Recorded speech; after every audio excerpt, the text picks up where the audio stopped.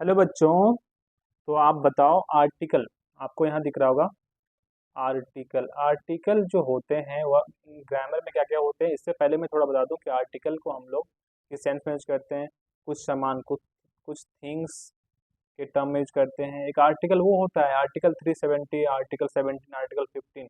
एक वो आर्टिकल हम लोग यूज करते हैं। ठीक है, आर्टिकल लाइक 370। और एक ये आर्टिकल होता है कि नहीं, कुछ आर्टिकल निकला जैसे न्यूज़पेपर में कुछ आर्टिकल निकले और कहाँ न्यूज़पेपर में, जैसे न्यूज़पेपर की जो आर्टिकल है, न्यूज़ पेपर की जो आर्टिकल है। बट ये सब को छोड़ करके हमारे जो ग्रामर में जो आर्टिकल है वो है ए, एन और द।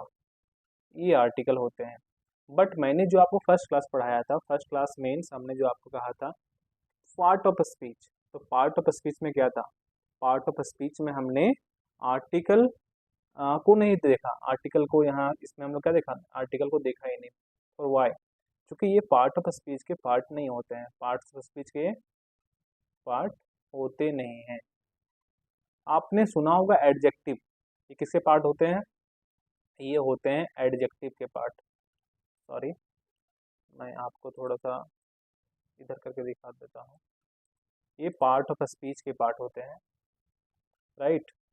और पार्ट ऑफ स्पीच में जो ए एंड द आता है, इसको हम लोग इसमें बोलते हैं ये एडजेक्टिव। आपने जाना होगा एडजेक्टिव। तो एडजेक्टिव के ही आपने एक पार्ट को पढ़ा होगा, डिटरमिनर। क्या पढ़ा होगा? डिटरमिनर। ठीक है। तो डिटरमिनर में ये आता है, उसी में इसे इंक्लूड किया जाता है, और पार्ट ऑफ स्पीच में इसे इंक्लूड इसीलिए नहीं करते हैं। तो आई बात समझ में? आर्टिकल में बस हम लोग तीन ही चीज़ को जानते हैं। वो क्या होता है? ए, फिर से मैं बता रहा हूँ, एन और द। ये तीन आर्टिकल होते हैं हमारे ग्रामर में।